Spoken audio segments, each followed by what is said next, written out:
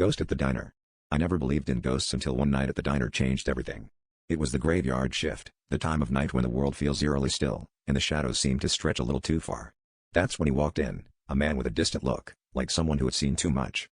He slid into the booth at the far end, the one with the flickering light above it, and ordered a black coffee.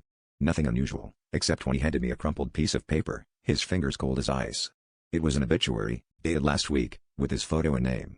My heart skipped a beat as I realized I was serving coffee to a man who was supposed to be dead. I tried to play it cool, but my hands shook as I poured his coffee.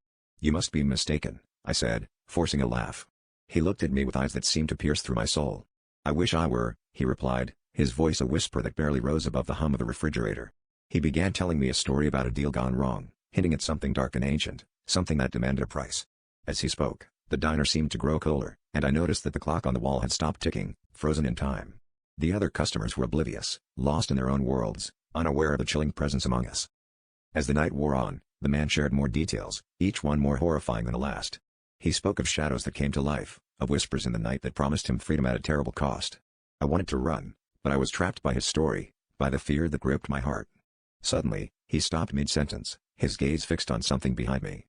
I turned slowly, my breath hitching in my throat, but there was nothing there.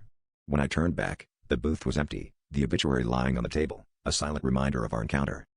I thought it was over, but as I began to clean up, I found a note under the coffee cup, written in a shaky hand. "Beware the shadows," it read. My heart pounded as I realized the temperature had dropped even further, my breath visible in the air.